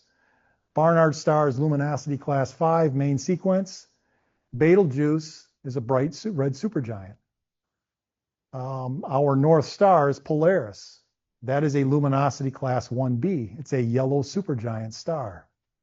Dim, but because it's so far away, we see it as a dimmer star, when in fact it really is a giant star. And then Sirius A and Sirius B. So just a handful of stars here, again, based on their luminosity classes. Okay. And I like to show this to the kids, and this is kind of the relative size of stars. So here's our Earth compared to our sun, which has 1,000,000 times more volume than the star. So our sun is just gigantic compared to the Earth. But when you compare the sun to a blue supergiant star like Rigel, it's a puny runt. So you can see here, Rigel is a much larger physical star than our sun is. But that star is small in comparison to, let's say, a red supergiant star like Betelgeuse. And then Betelgeuse, in comparison to a rare hypergiant star, these are really rare stars. So you see the different sizes of stars based on where they fall in the Hertzsprung-Russell diagram. So, and this is my favorite of all the iterations of the HR diagram. So you get here again, photosphere temperature, spectral class, including subclass B5, A0, A5. Oh, be a fine girl, kiss me. You got your main sequence here, all your dwarf stars, including our sun, which is right there. Alpha Centauri in the southern hemisphere, Procyon, also a main sequence star. And then our North Star is right there, yellow supergiant. Deneb, a bright white supergiant, along with Rigel. And then you got some of these larger stars like Betelgeuse, and then some hypergiant stars here. So in terms of physical size, you can kind of see it mapped out. Now, to kind of wrap up here, I did take the liberty to order a poster of a Hertzsprung-Russell diagram. And I'm a little disappointed because when I ordered this, I was expecting like a big life-size poster. And then they send me this little thing. You know, like, man, I'm getting a deal. It's only $3 for the poster and it's $9 for shipping. So here you go. And they did a crappy job of shipping it also. So I wanted a big poster because I want to put this in my bedroom. You know, if you're married, you go to your significant other and say, look, there's 4 walls in our bedroom. You can have 3. I'm taking 1 and I'm putting an HR diagram on that wall. Let me know how that goes. But anyway, the more I thought about this, I actually kind of like this size, you know, because think about where this could go. So most of us have a water closet in our house. And when you go in there to do your business, you need some time to meditate. So you can just kind of put this on your wall and sit there and just go through and kind of learn the HR diagram. So yeah, it does. I don't know if that's the analogy or the visual that you want to be left with. But anyway, I've got that and I'm trying to find a good place for it. So anyway, that is it. So here's the Hertzsprung-Russell diagram. Now what we have is a tool that we can use to start answering some other questions as we go forward. So what is a main sequence star? What physically makes a main sequence star? You know, what does that mean? Giant stars, were they born that way, or did something else happen where they developed that way? And then these white dwarf stars here, what the heck is going on? A star that's really, really hot, but about the size of the Earth? How did that happen? So this is the tool that sets up and opens the Pandora's box of further questions about the life cycle and the evolution of stars. It begins here with stellar classification and the HR diagram. Thank you very much.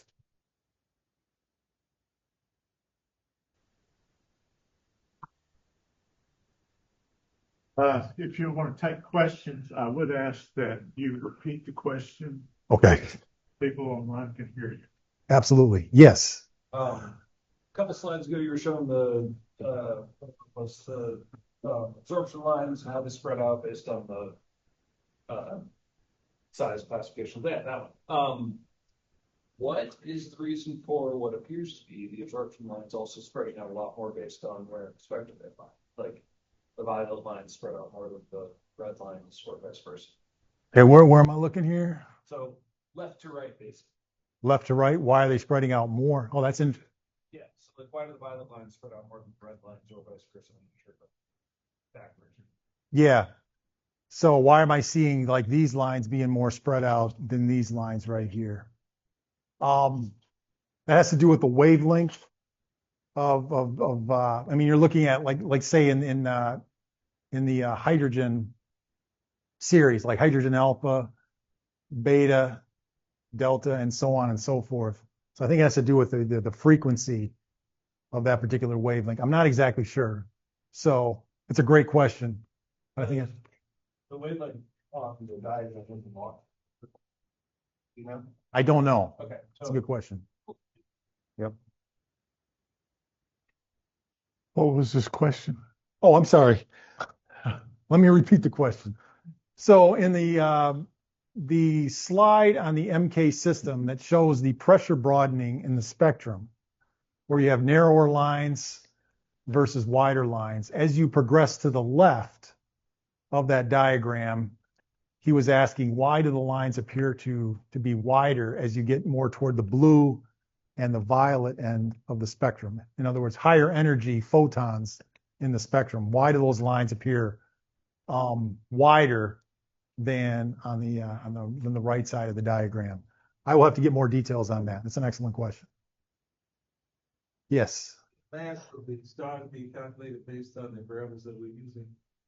The mass of the star. So your question is, can the mass of the stars be calculated based on the variables? In other words, in this presentation? Yes. No. In order to calculate the mass of the star, it has to be in a binary system. If a star is a loner, we cannot calculate the mass of that star unless there's something orbiting it. So something else needs to be going around that star, whether it's another star or a planet. So we need to see, fortunately, most of the stars that we see in the sky, are not loners. They're either double, triple, or multiple star systems. So again, nature cuts us a break because most of the time we're seeing double stars. And this is another discovery by Antonio Mori, by the way. She discovered spectroscopic binary stars. So Epsilon Beta Lyrae is a good example of this. This is another one of our targets at Village Creek and some of the other star parties. It's in the constellation Lyra. If you look at it, you see not only a double star, but a double star. But it turns out that each of those stars is also a double, but they're so close together that you can't distinguish them optically. But if you look at their spectra, you can see that these are two stars based on the characteristics of their spectra. So Antonio Mori discovered that, and as a result, gave us a tool for measuring mass. But anyway, the short answer to your question is, to measure stellar masses, something needs to be orbiting the star that we can observe. Yeah, Mylan. And with the HR diagram being kind of a key to open Pandora's box. Yeah. And it sounded to me like you were going to be in part two. Part two. Okay, so Mylan's question was the Hertzsprung-Russell diagram being the last slide, setting up kind of where we go with stellar morphology, Life cycle and evolution. What about part two? Yes, eventually we'll get to part two. It's here. It's not here yet. But yeah, the short answer to your question is this entire presentation basically sets the stage for where we're going in the physics of stars. Notice we didn't go beyond the photosphere in this presentation. I didn't talk about anything going on internally in the star. I didn't talk about nuclear fusion. I didn't talk about the density changes in the star, or basically what's going on internally. So that kind of begs the question, if we can't see past the photosphere, how do we know what's going on inside of stars? And that's kind of what's going to happen in part two, whenever that's developed. And that is, there's some key pieces of physics that we know, like gravity, like gases, and so on and so forth, so we can intuit what's going on internally inside the star. But it starts here with the HR diagram. We have a plot of luminosity versus temperature. We see the structure and some of the physical characteristics. Now we can start to begin to answer or ask the next set of questions, which is, okay, how do stars work? Now that we've described them in terms of what they look like and what their physical characteristics are, how do they work? And then the third question is, how do they evolve? And of course, that's where all of the fun stuff is. That's where the kids, really get into it. What happens when the Earth blows up, or when the sun swells up into a giant star? Relax, we'll get to that. You don't have to worry about it is the short answer, but yes, it's kind of fun to get into those later stages of stellar evolution. So this is not a static plot, by the way. We're looking ahead here. It's dynamic. What you'll see as we progress in this series is stars move throughout this plot. So that's kind of where we're going next. Yeah. And there's so much about what happens inside of stars that is still being figured out to this day. Um, it was once thought that most of the elements that we know of were generated inside a star or when a star would blow up, supernova.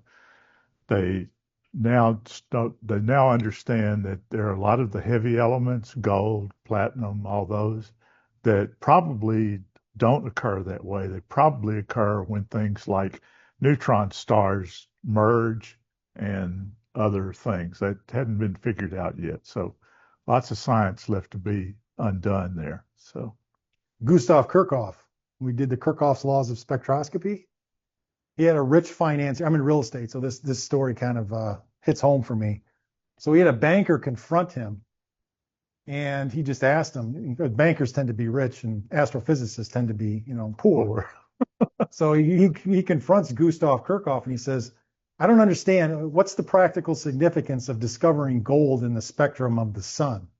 I mean, what are you going to do? You can't extract that. What good is it to discover gold in the spectrum of the sun?" So not long after that, Gustav Kirchhoff receives an award in England from like the king or whatever. And it turns out that it's a gold medal and a bunch of gold sovereigns. So he goes back to the financier and he says, "See, I've extracted gold from the sun." That's some practical significance to it. Jeremy, thank you very much. And it's not much, but Oh, man. Yeah. as a token of our appreciation, we'd like to give you this highly sought after and coveted featured speaker cup from the Memphis Astronomical Society. Excellent. Thank you very much. This is fantastic. I appreciate it. Thank you, guys. That's all we got. Thank you very much. Eat the rest of your food on the way out Thank you. and have a good evening. Everybody have a great night.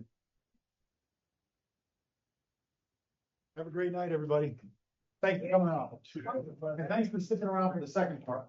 Normally when there's a break, everybody leaves. All right. Thanks, Peter. Have a good night. That's how quick you are, kept everybody's attention. Appreciate that. Well, yeah, really. Oh.